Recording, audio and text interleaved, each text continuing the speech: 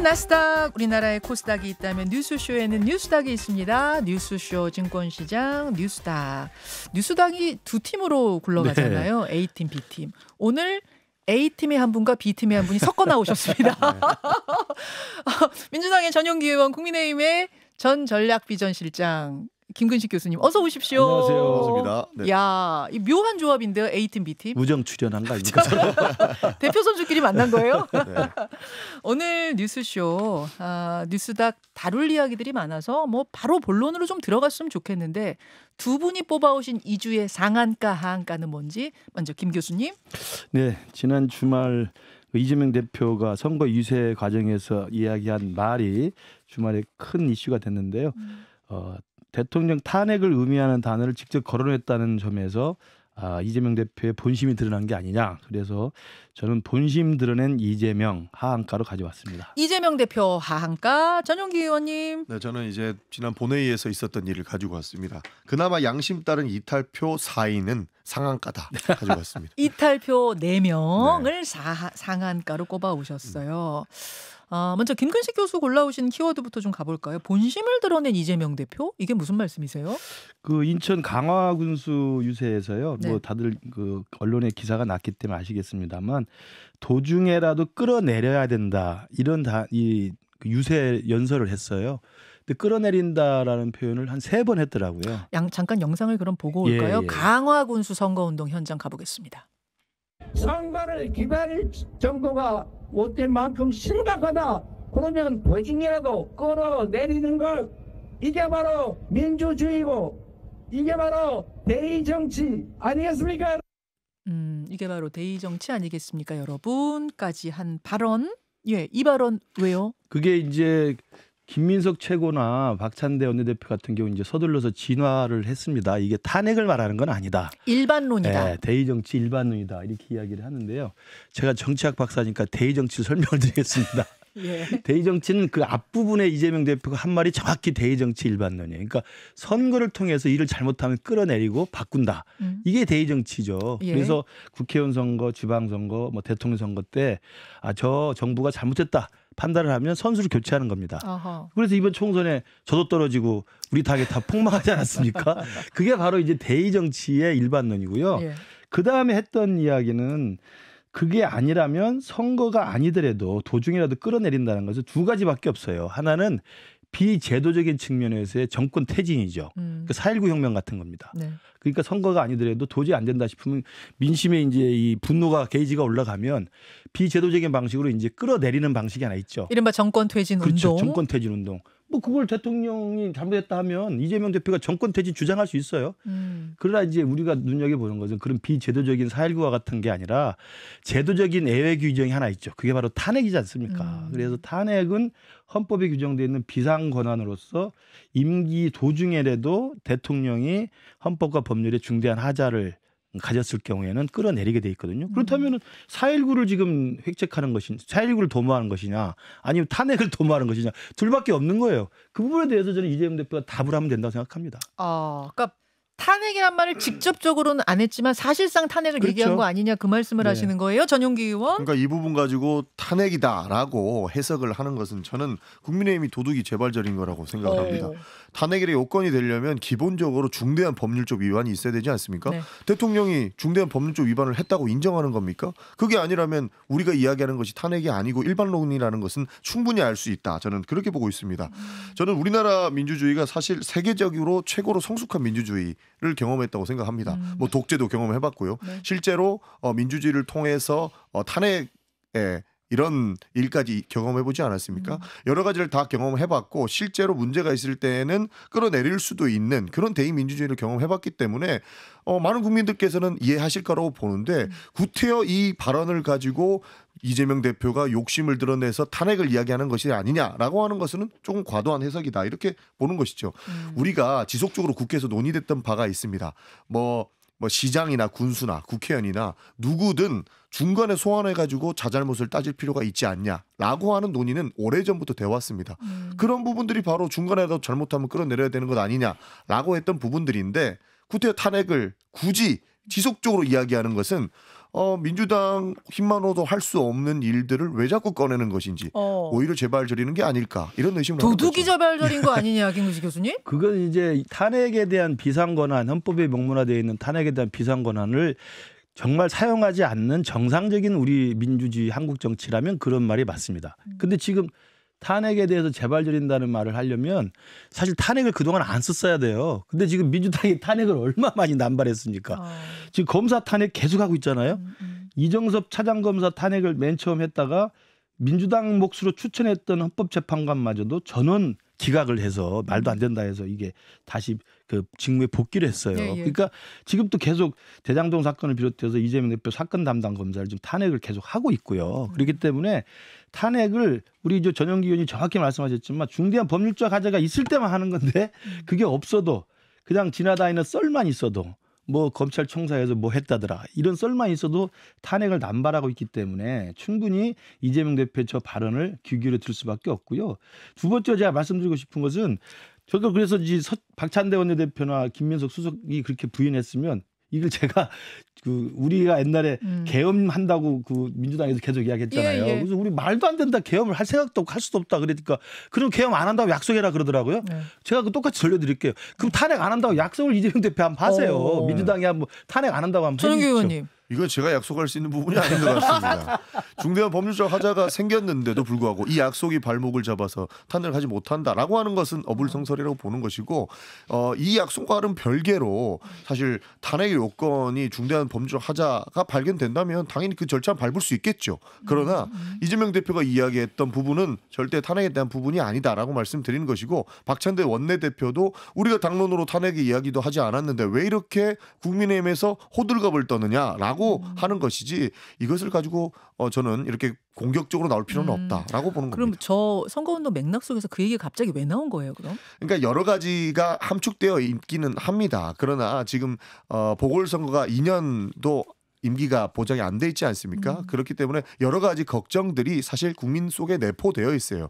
그러면 아까 얘기했던 대의민주주의 원칙에서 선수를 바꾸는 그런 방식도 있을 것이고요. 실제로 뭐 주민 소환을 한다든지 아직까지 제도적으로 완성이 돼 있지는 않지만 다양한 방법들을 쓸 수 있으니까 여러분들 믿고 투표해 주셔야 됩니다라는 의미인 것이지 탄핵은 아니다라는 겁니다. 알겠습니다. 이 발언이 좀 시끌시끌했는데 이재명 대표도 그렇고 뭐 한동훈 대표도 그렇고 주말에 그 선거운동 현장에 가서 진짜 열심히 뛰었더라고요. 양당 대표가 모두. 여러분 그 정도로 재보궐선거가 뜨거워지고 있습니다. 현재까지 상황을 좀 정리해보면 부산 금정구청장의 야권 후보 단일화가 주말 사이에 이루어졌습니다. 민주당하고 조국혁신당 후보가 진통 끝에 결국은 민주당으로 단일화를 이뤄냈는데 이게 무슨 뜻이냐면요. 야권이 여기 부산이지만 해볼만 하네? 라는 생각을 했다는 거예요. 그러니까 진통 끝에라도 우리 단일화해서 한번 붙어보자 이렇게 된 거거든요. 여론조사가 지금 어떤 상황인지 여론조사 하나 보여드리겠습니다. 국제신문이 KSOI에 의뢰해서 10월 1일, 2일 양일간 자동응답 조사 방식으로 조사를 한 거예요. 더불어민주당하고 국민의힘 후보가 붙었을 경우를 가상해서 질문을 던졌더니 민주당 40, 국민의힘 43.5, 모르겠다 8, 후보 없다 8.5 이렇게 나왔어요. 그러니까 국민의힘 후보가 43.5, 민주당 후보가 40이니까 3.5%포인트밖에 차이가 안 나는 김구식 교수님. 부산인데. 지금 부산 금정이 야권의 후보 단일화로 인해서 일정 정도 이제 더욱 긴장해야 되는 상황이 됐는데요. 아시겠지만 금정은 지난 21대, 이번 22대 그 정권 심판 또 우리 야당 우리 미래통합당 심판의 바람이 쓰나미처럼 불었을 때도 이겼던 곳입니다. 그리고 상당히 표 차이가 많이 이겼던 곳이에요. 그러니까 그동안의 선거 결과를 놓고 분석하면 상당히 우리 당한테 유리한 안정적인 곳이거든요. 그런데 이제 지금 상황에서 저 여론조사가 오차범위 안에 박빙이라고 한다면 야권 단일 후보에 됐을 때 우리 당이 진짜 정말 안심해서는 안 된다라는 좀 명확한 경고라고 보고요. 특히나 얼마 안 남았습니다만 지금 밑바닥 민심이 안 좋은 건 분명히 사실이거든요. 특히 대통령에 대한 지지율, 또 우리 당에 대한 지지율, 또 김건희 여사 리스크 등등 해가지고 밑바닥 민심이 호락호락하지 않기 때문에 물론 조직표라고 하는 보궐선거의 특징도 있긴 있습니다만 절대 안심해서는 안 된다. 그래서 아마 제가 알기로도 한동훈 대표도 1박 2일 동안 계속 내려갈 거라고 생각을 합니다. 그래서 대통령 배웅도 안 가고 그럼요. 저기 있었던 거죠? 긴박한 상황이 된 거죠. 이미. 예. 아, 부상 내려가고. 그러면 이제 9일밖에 안 남았으니까 조심스럽게 결과를 한번 예측을 두 분께 네. 틀려도 괜찮습니다. 9일이니까 전망을 해보겠습니다. 서울시 교육감 선거는 어차피 정당 선거가 아니에요. 그래서 그거는 좀 제외하고 나머지 4곳 영광군수, 곡성군수, 강화군수 그리고 부산 금정구청장까지 국민의힘 대 민주당 대 조국혁신당 몇 대 몇 예상하시는가? 먼저 전용기 의원님. 저는 조심스럽게 2대2 예상했었는데요. 지금 우리 금정이 박빙으로 가고 있고 총력을 다하고 있기 때문에 3대1까지도 예측해 볼 수 있을 것 같습니다. 민주당 3, 국민의힘 1, 그렇습니다. 조국혁신당 0. 예. 자, 교수님. 저는 뭐 틀려도 된다고 했으니까 제가 네. 자신 있게 그러나 정확하게 한번 예측을 해보면 2대 1대 1.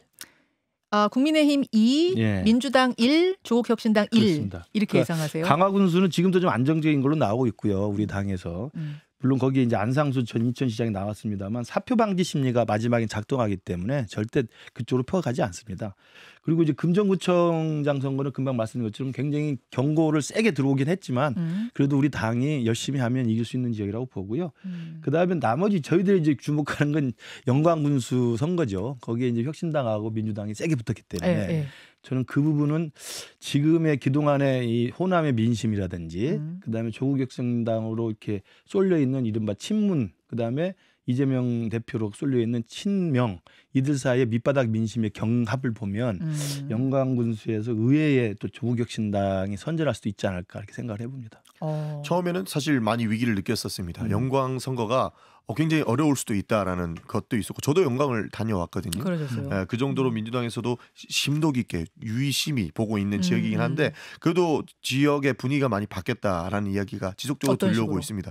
처음에는 정말로 박빙이었다라는 조국혁신당하고 이야기가 들려왔는데 지금은 민주당 쪽으로 많이 돌아오고 있으니 조금만 더 힘을 내자라는 분위기가 올라오고 그래요? 있더라고요. 이런 것들을 봤을 때 영광군수도 쉽게 이기거나 그러지는 못하겠지만 그래도 충분히 승산은 있다. 저 부산도 라고 승산 봅니다. 있다고 보세요? 부산도 승산이 있다고 봅니다. 그러니까 부산 금정 선거가 민심의 바로미터라고 보고 있습니다. 부산 민심의 바로미터가 바로 이번 선거로서 나오는 것이라고 보고 있기 때문에 저희가 총력을 다하고 있는데 밑바닥 민심이 나쁘지 않다는 이야기가 들려오고 있습니다. 그리고 이번에 단일화를 극적으로 이뤄내면서 많은 국민들께서 관심을 또 가져주시는 관심도가 더 선거다 올라갔어요. 보니 투표율이 관건이겠습니다만 충분히 승산이 있다라고 보고 있습니다. 야, 3대1 예상한다. 아주 바라는 바긴 한데요. 그렇게 됐으면 좋겠습니다. 알겠습니다. 여기까지 좀 보고 전용기 의원이 골라오신 키워드로 넘어가 보죠. 뭐라고 아까 하셨죠? 그나마 양심에 따른 이탈표 4인이 상한가다. 그렇습니다. 예, 4인. 일단 그 4명은 누군 것 같아요? 누군지 예측하기는 어렵습니다. 민주당에서는 누구라고 봐요? 조금 전에 박종원 의원 나와가지고 친한계는 아닌데 도대체 누구냐. 친한계는 오히려 아니다. 개혁신당 아니냐 이런 얘기를 하시던데 제가 알기로는 개혁신당은 김건희 여사 특검 같은 경우에는 찬성 입장이거든요. 그러니까 뭐 기권을 했거나 뭐 찬성을 했을 수 있는 것들이 오히려 국민의힘에서 나올 가능성이 훨씬 더 높다라고 생각을 합니다. 그런데 그런 분들이 경고를 던지기 위해서 했다기보다는 이제는 자괴감을 느낄 시간이 됐다라고 보는 거거든요. 경고성 이탈이라기보다는 자괴감을 느낀 거다? 그렇죠. 굉장히 김건희 여사에 대한 의혹들이 이제는 뉴스 메인에 지속적으로 나오고 있고 내가 국회의원이 된 것이 민심을 대변하기 위해서 들어온 것이 아니라 용산의 방어, 김건희 여사의 방탄을 위해서 내가 여기 있나에 대한 자괴감이 들 것이라고 봤던 거죠. 그러다 보니 이제는 내가 양심을 속이기는 어렵다라고 생각하신 분들이 이탈을 슬슬 하고 있는 것 아닌가 이렇게 생각을 했기 때문에 오히려 이 내부는 상한가다라는 얘기를 했던 겁니다. 더 늘어날 걸로 보세요? 시간이 조금 더 지나가고 진실들이 하나씩 나오다 보면 늘어날 수 있는 가능성은 충분히 있다라고 국감 지내면서 바뀔 수 있다라고 봅니다. 자, 김근식 교수님 4명 예상하셨어요? 4명까지는 예상을 못했죠, 사실은. 그러니까 이게 최대 4표가 이탈한 걸로 지금 분석이 된다고 한다면 사실 이건 우리 용산에서도 또 대통령께서도 우리 당에서도 심각하게 봐야 되는 이건 경고등이라고 봅니다. 그게 왜 그러냐면 이번에는 당론으로까지 정한 그럼요. 상태였는데 4명이 이탈했기 때문에. 그리고 그 4명이 지난번 최장병 특검 때 약간 이탈표가 있는 것도 됐습니다만 그건 사후에 한 명은 정말 잘 못 써가지고 무효였다는 게 분명히 드러나는 게 있었고, 부자를, 네, 부자. 그리고 또 한 명은 착각을 해서 또 찬성표 던진 분도 있었고, 분명히 그건 해명이 됐어요. 그래서 그건 별 문제가 없었던 해프닝이었는데 이번에 이제 아무 뒷이야기가 안 나옵니다. 누가 했는지도 알 수도 없고. 그렇다면 그리고 초선들이 지난번에는 초선이라 좀 실수했었지만 그렇죠. 지금은 몇 개월인데 연습도 많이 했어요. 그렇죠. 연습 많이 했어요. 연습 많이 했죠. 이 심각한 상황인데. 이래도 못하면 국회의원 못해. 그래서 이번에는 이 내표라고 하는 게 무효와 기권까지를 포함해서 뭐 무효는 이번에 실수라면 실수했던 사람이 나타날 텐데 그게 아니라고 한다면 일종의 정치적 의사표시로 무효가 될 수도 있는 것이고 왜냐하면 경계선에 쓸 수도 있고 뭐 잘못 쓸 수도 있는 거니까 기권은 정치적 의사가 분명한 거고요. 찬성은 뭐 확실한 정치적 의사죠. 그래서 두 표 한 표 한 표 하면 네 표는 분명히 이 법안에 대해서는 이제는 부결시키기만 할 수는 없다라는 개인적인 아마 고민이 있었던 것으로 보여요. 그것이 경고성 이탈이든 자괴감에 의한 이탈이든 여하튼 이렇게 이탈표가 국민의힘 예상보다 더 나왔다는 얘기는 그만큼 뭔가 이제는 더 이상 쉴드만은 칠 수 없으니 김건희 여사에 대해 후속 조치를 내놓으라는 주문으로도 읽히거든요. 일단은 후속 조치란 건 뭐가 있을 수 있겠는가? 저 요거 하나 좀 궁금하고 그 후속 조치가 만약 안 나오면 어떤 일이 벌어질 것인가? 저는 그 두 가지 좀 궁금한데 일단 후속 조치 전용기 의원 뭐가 필요해요? 저는 일단 사과라도 해야 된다라고 사과라도? 하는 의미로 말씀을 지속적으로 국민의힘에서 하고 있잖아요. 예. 그거라도 해야 된다고 생각을 그거라도 합니다. 해라. 그러니까 어디서 자괴감을 느끼냐라고 한다면 김건희 여사가 이렇게 많은 의혹들이 나오고 있고 국민적 반향이 큰데 이거를 뭉개고 가고 그리고 오히려 국회에서 모든 총알을 맡고 있다 이렇게 생각을 하시니까 아니 김건희 여사는 왜 가만히 있고 우리가 이렇게 나서가지고 방탄을 해줘야 되느냐 이렇게 되면은 지금까지 우리가 주장했던 뭐 국회 방탄 이 얘기 아무것도 못할 텐데 도대체 왜 이러느냐라고 하는 측면에서 화가 많이 났다고 봅니다. 그러니까 사과도 하지 않고 앞으로의 후속 조치도 이야기하지 않고 심지어는 대선 전국에서 사과하면서 나는 부인의 역할만 다 하겠다라고 했던 모습 깡그리 거짓말하고 오히려 본인이 더 돋보이려고 하는 모습들이 국민의힘 내부에서도 이제는 끌어오르고 있다라고. 아니 근데 사과 한 번 하면은 다음에 또 하라고 그러고 또 하라고 그러고 막 그러는 거 아니에요? 기본적으로 사과를 하고 나면 후속 조치가 있어야 되는데 네. 첫 번째 대선 정국에 했던 사과가 아유 무용적 사과 아니었습니까? 본인이 하기로 했던 것 전부 다 하나도 지키지 않았어요. 두 번째 사과를 했는데 그 약속을 잘 지킨다라고 한다면 네. 민주당에서 사과라고 하는 그런 의미도 퇴색되겠죠. 그러니까 제대로 된 사과만 했더라면 큰 문제는 오케이. 없었을 것인데 진심 어린 그것도 사과를 하고 그거대로 이행을 해라까지. 그렇죠, 맞습니다. 자, 김근식 교수님 후속 조치. 저도 사과는 뭐 좀 떼어진 감이 없진 않지만 지금이라도 해야 된다. 단 진정성 있게 해야 된다고 봅니다. 이미 디올백 관련해서는 대통령도 2번 정도 사과 표명을 했고요. 그리고 수사 과정에서 그 김건희 여사의 변호인을 통해서 사과를 했다고 기사가 난 적이 있잖아요. 그건 더 긁어부스름이에요. 그런 식으로 할 거면 안 하니만 그럼요. 못해요. 그러니까 진정성 네. 있는 사과를 해야 됩니다. 네. 정말 나와서 본인이 스스로 잘못을 깨닫고 정치적 도의적 또 국민께 송구함을 정말 있는 그대로 진정성 있게 느껴질 수 있도록 사과를 진정성 있게 해야 되고요. 대국민 기자회견 방식이나 뭐 그렇죠. 이런 걸로 저는 직접 나와요. 나와서, 당연합니다. 직접 나와서. 그리고 그다음 사과에서 끝나서는 안 되고 최소한 공개적인 활동은 저는 자제해야 된다고 생각합니다. 사과를 했으면 사과에 다른 개인적인 근신기가 있어야 되잖아요. 근신기가. 근신이라는 것은 자주 공식 행보를 하거나 또 국민들 눈살을 찌푸리게 하는 행동을 해서는 안 된다는 게 하나 하고요. 그래서 빨리 제2부속실 만들어서 여사의 활동이나 스케줄을 좀 일정 관리를 하는 게 좋고 두 번째로는 오지랖 좀 그만 떠시라 제가 말씀드립니다만 그러니까 함부로 다른 사람들하고 텔레그램이나 소통하지 마십시오. 명태균 씨하고 지금 텔레그램 문자 주고받은 건 확실한 사실로 지금 증명이 돼 있잖아요. 네. 이게 법적으로 뭐 처벌이 되는지 안 되는지를 뭐 논외로 하더라도 지금 현직 대통령 배우자께서 명태균 같은 이른바 브로커로 불리는 정말 문제 많은 사람하고 수시로 소통했다는 것 자체가 국민들 짜증나게 하는 겁니다. 제발 소통 같은 거 많이 하지 마시고 조용히 그냥 계셨으면 좋겠고. 오지랖, 근신 뭐 이렇게 지금 그걸 그렇게 해야죠. 세게 말씀하셨어요. 국민들이 지금 나타나는 걸 별로 안 좋아하셔요. 그래서 좀 오지랖 그만 떠시고 소통은 좀 자제하시고 마지막으로 만약에 지금은 디올백 사건하고 도이치모터 사건은 뭐 사법적 처리가 지금 마무리 단계입니다만은 또 어떤 일이 터질지 모릅니다. 그래서 수사를 만약에 해야 될 상황인다면 수사도 지금처럼 뭐 뒤로 빠지거나 무슨 출장 조사나 이렇게 하지 말고 당당하게 검찰 소환에 임하고 수사도 만인이 법 앞에 평등하듯이 똑같이 국민의 한 사람으로서 저는 겸허하게 받아주길 바랍니다. 근데 심평 변호사는 김 여사가 사과하면 그게 탄핵 정국의 트리거 될 거다. 마치 박근혜 전 대통령 당시에 그 사과했다가 그게 오히려 불을 붙인 것처럼 트리거 될 거다. 이거 어떻게 생각하세요, 김 교수님? 그거 탄핵의 트리거가 되려면 김건희 여사 사과가 결국은 대통령의 헌법과 법률 위반 행동으로 이어져야 돼요. 저는 심평 변호사가 말이 안 되는 게 그 말 자체는 심평 변호사 법조인인데 그걸 모르겠을지 모르겠지만 김건희 여사의 사과나 김건희 여사의 그동안 잘못된 행태가 대통령의 불법 행동과 연관이 돼 있다는 걸 스스로 자인하는 꼴밖에 안 됩니다. 그게 왜 탄핵의 트리거가 됩니까? 배우자가 잘못돼서 배우자가 사과하는 거고 자제하면 되고 경고에 따라서 조용히 신중하게 근신하면 되는 거고 문제가 있으면 처벌을 받으면 되는 거죠. 대통령 탄핵하고는 아무 상관없습니다. 전용기 의원님, 심평 변호사 발언. 과도하게 정치적으로 해석하는 것 같아요. 저희가 김건희 여사에게 사과를 요구하는 것이 정권을 흔들기 위해서 그런 것 아닙니다. 기본적으로 김건희 여사가 안 끼는 데가 없고 굉장히 법률적 위반 행위가 많이 포착이 됐고 의심이 되기 때문에 그 부분에 대해서 실체적 진실을 밝혀라라고 이야기를 하는 것이고 대통령은 나는 법대로 하겠다라고 선언했던 공정검사 출신입니다. 공정을 부르짖는 검사 출신인데 자기 집안 문제는 오로지 숨기고만 있지 않습니까? 여기에서 국민들이 열받는다고 봐요. 그러니까 너무 과도하게 정치적으로 해석해서 접근하려고 하시지 마시고 진심으로 사람을 대하셔야 그것이 국민들의 마음을 얻을 수 있을 것이다는 그렇게 생각을 합니다. 이 부분에 있어서는 두 분의 의견이 완전 일치하네요. 사과해야 한다. 진정 어린 사과해야 된다. 지금 그런 말씀. 오늘부터 국회는 국정감사 시작입니다. 아마 여기서 또 뜨거운 이야기들이 나올 것 같아요.